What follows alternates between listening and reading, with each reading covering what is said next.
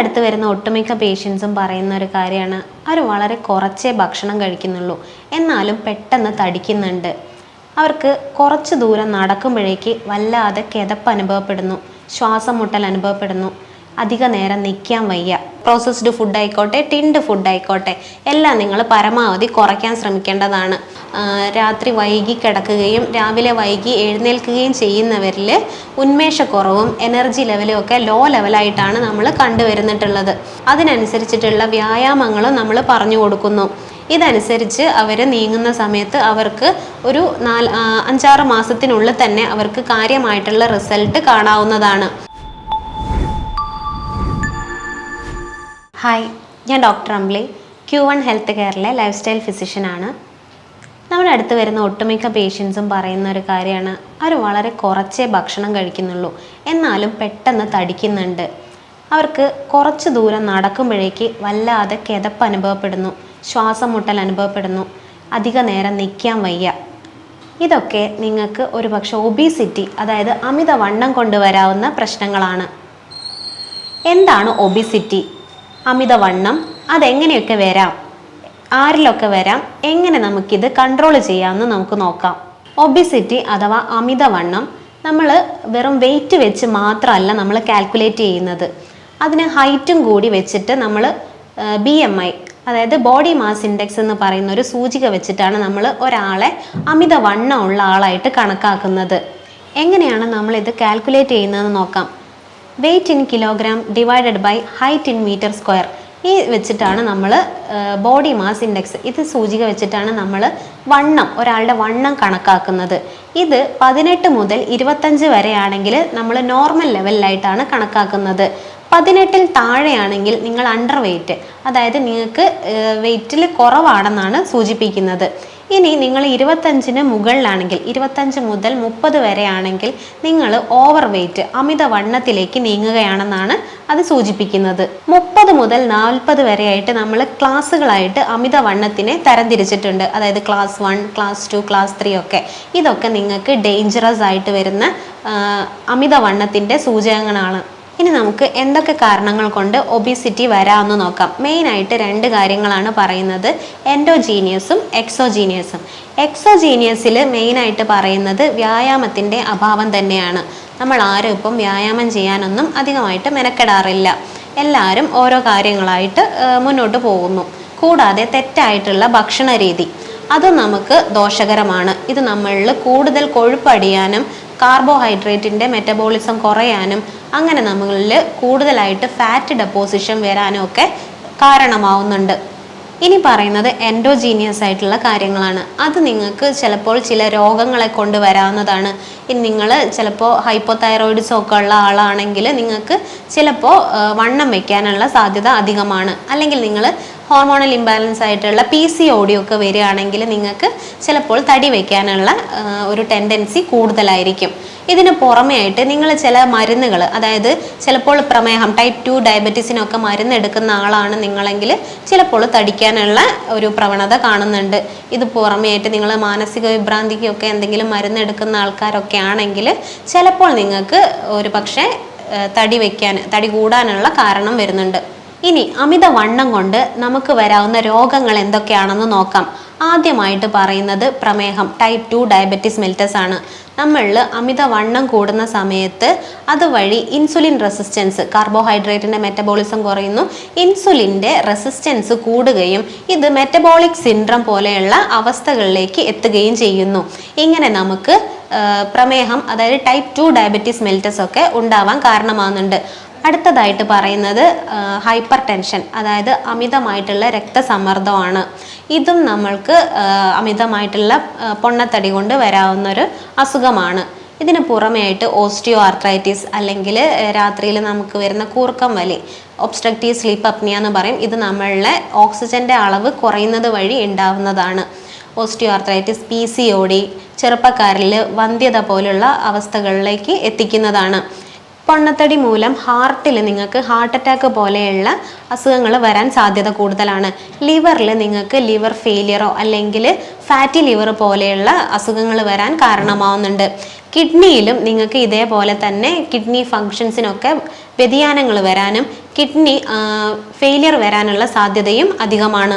നേരത്തെ പറഞ്ഞതുപോലെ നിങ്ങൾ എന്തെങ്കിലും മരുന്ന് കഴിക്കുന്നവരാണെങ്കിൽ, അതായത് സ്ഥിരമായിട്ട് സ്റ്റിറോയിഡൽ അല്ലെങ്കിൽ ഹോർമോണൽ പിൽസ് ഒക്കെ എടുക്കുന്ന ആളാണെങ്കിൽ നിങ്ങൾക്ക് അമിതമായിട്ട് വണ്ണം വയ്ക്കാനുള്ള സാധ്യത കൂടുതലാണ്. അതുമൂലം പൊണ്ണത്തടി വയ്ക്കാനുള്ള സാധ്യതയും അധികമാണ്.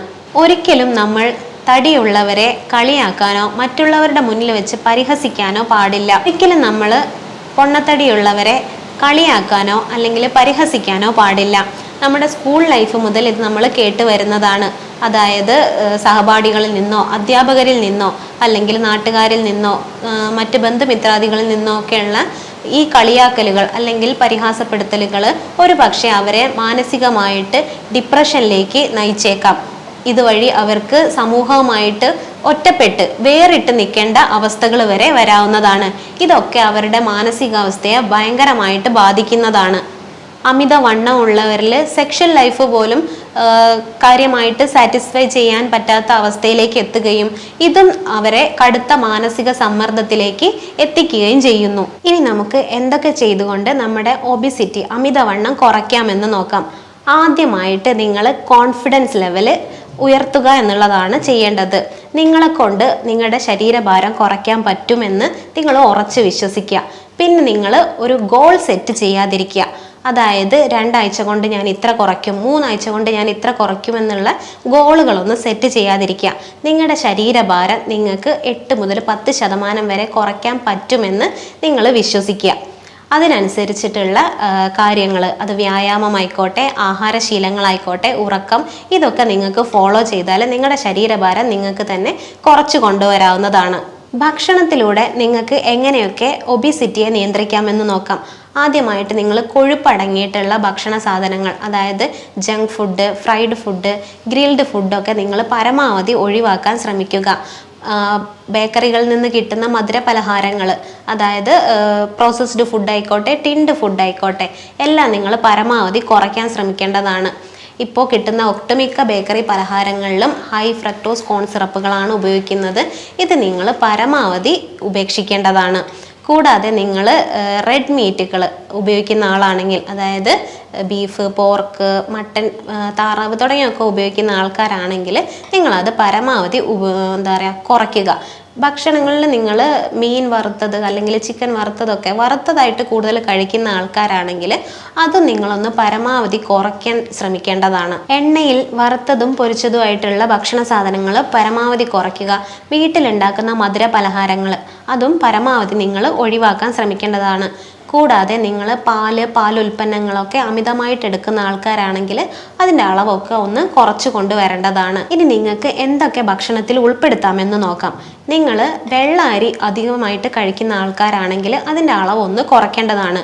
നിങ്ങൾ 1 ബൗൾ അല്ലെങ്കിൽ 2 ബൗളൊക്കെ എടുക്കുന്ന ആൾക്കാരാണെങ്കിൽ നിങ്ങൾ ആ ബൗളിൻ്റെ 1/3 അരി എടുക്കുകയും ബാക്കി ഭാഗങ്ങൾ നിങ്ങൾ പച്ചക്കറികൾ കൊണ്ടോ അല്ലെങ്കിൽ ഇലക്കറികൾ കൊണ്ടോ നിറയ്ക്കേണ്ടതാണ്.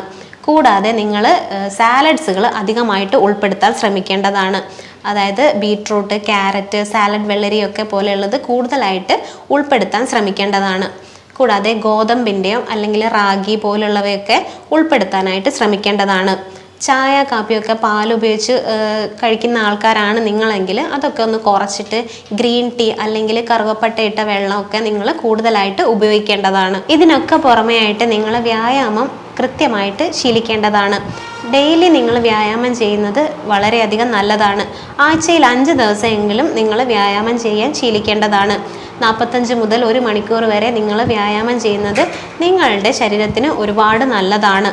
ഡെയിലി നിങ്ങൾക്ക് ചെയ്യാൻ പറ്റുന്നത് അത് വാക്കിംഗ് ആവാം, ജോഗിങ് ആവാം, സൈക്ലിംഗ് ആവാം, അല്ലെങ്കിൽ സ്വിമ്മിങ് പോലെയുള്ള എയറോബിക് എക്സസൈസുകൾ നിങ്ങൾക്ക് ശീലിക്കാവുന്നതാണ്. അതല്ലെങ്കിൽ സൂംബ പോലുള്ള ഡാൻസ് പ്രാക്ടീസുകൾ നിങ്ങൾക്ക് ചെയ്യാവുന്നതാണ്. ഇങ്ങനെയൊക്കെ നമുക്ക് ഒബിസിറ്റിയെ ഒരു പരിധി വരെ നമുക്ക് കൺട്രോൾ ചെയ്യാൻ സാധിക്കുന്നതാണ്. നടന്നു പോകാൻ പറ്റുന്നിടത്തിലൊക്കെ നടന്നു പോകാനും ലിഫ്റ്റിന് പകരം നമുക്ക് സ്റ്റെപ്പുകൾ ഉപയോഗിച്ച് തന്നെ നമ്മൾ നടന്നു കയറാൻ ശ്രമിക്കേണ്ടതുമാണ്. ചെറിയ കുട്ടികളിലടക്കം നമ്മളിപ്പോൾ പൊണ്ണത്തടി, അതായത് ഒബിസിറ്റി കണ്ടുവരുന്നുണ്ട്. അതായത് സ്കൂള് വിട്ട് വന്ന് കഴിഞ്ഞിട്ടുണ്ടെങ്കിൽ ഇവർക്ക് ടിവിയോ അല്ലെങ്കിൽ മൊബൈലോ കണ്ട് സ്നാക്സ് കഴിച്ചുകൊണ്ടിരിക്കുന്നതായിരിക്കും അവരുടെ ശീലം. ഇത് ഒഴിവാക്കിയിട്ട് അവരെ നമ്മൾ കളിക്കാനായിട്ട് അവരുടെ സുഹൃത്തുക്കളോടൊപ്പം വിടേണ്ടതാണ്. ഇങ്ങനെയൊക്കെ നമുക്ക് അവരിലെ പൊണ്ണത്തടി കുറയ്ക്കാവുന്നതാണ്. നിങ്ങൾ അമിതമായിട്ട് പുക വലിക്കുന്ന ആളാണെങ്കിൽ അല്ലെങ്കിൽ മദ്യപിക്കുന്ന ആളാണെങ്കിൽ അത് ജീവിതത്തിൽ നിന്ന് പരമാവധി അവോയ്ഡ് ഒഴിവാക്കാനായിട്ട് നിങ്ങൾ ശ്രമിക്കേണ്ടതാണ്. മദ്യപിക്കുന്ന ഒട്ടുമിക്ക ആൾക്കാരിലും പൊണ്ണത്തടിയും അതുമായിട്ട് ബന്ധപ്പെട്ട് മറ്റ് അസുഖങ്ങളും കണ്ടുവരുന്നുണ്ട്. ഇതിനൊക്കെ പുറമെയായിട്ട് നിങ്ങൾ ഉറക്കം, നേരത്തെ കിടന്ന് നേരത്തെ എഴുന്നേൽക്കുന്ന ശീലത്തിലേക്ക് എത്തേണ്ടതാണ്. രാത്രി വൈകി കിടക്കുകയും രാവിലെ വൈകി എഴുന്നേൽക്കുകയും ചെയ്യുന്നവരിൽ ഉന്മേഷക്കുറവും എനർജി ലെവലും ഒക്കെ ലോ ലെവലായിട്ടാണ് നമ്മൾ കണ്ടുവരുന്നിട്ടുള്ളത്. അതിനായിട്ട് നിങ്ങൾ ഉറക്കം മസ്റ്റായിട്ട്, അതായത് എന്നും ഒരു 7-8 മണിക്കൂർ നിങ്ങൾ ഡെയിലി ഉറങ്ങേണ്ടതാണ്. കൃത്യമായിട്ടുള്ള ആഹാര രീതിയും ചിട്ടയായിട്ടുള്ളൊരു ഭക്ഷണക്രമവും കൊണ്ട് കൃത്യമായിട്ടുള്ള ഉറക്കവും കൊണ്ട് നമുക്ക് ഒബിസിറ്റി, അതായത് നമ്മുടെ അമിതവണ്ണത്തെ നിയന്ത്രിക്കാവുന്നതാണ്. കൂടാതെ ഹോമിയോപ്പതിയിൽ ഇതിന് കൃത്യമായിട്ടുള്ള മരുന്നുകൾ ലഭ്യമാണ്. നമ്മുടെ ക്ലിനിക്കിൽ വരുന്ന പേഷ്യൻസിനെ അവർക്കനുസരിച്ചിട്ടുള്ള ഡയറ്റ് ആൻഡ് റെജിമെൻ ഫോളോ ചാർട്ടൊക്കെ നമ്മൾ കൊടുക്കുകയും അതിനനുസരിച്ചിട്ടുള്ള വ്യായാമങ്ങളും നമ്മൾ പറഞ്ഞു കൊടുക്കുന്നു. ഇതനുസരിച്ച് അവർ നീങ്ങുന്ന സമയത്ത് അവർക്ക് ഒരു 5-6 മാസത്തിനുള്ളിൽ തന്നെ അവർക്ക് കാര്യമായിട്ടുള്ള റിസൾട്ട് കാണാവുന്നതാണ്. അടുത്തൊരു വീഡിയോയിൽ പുതിയ ടോപ്പിക്കുമായിട്ട് വരാം. നന്ദി.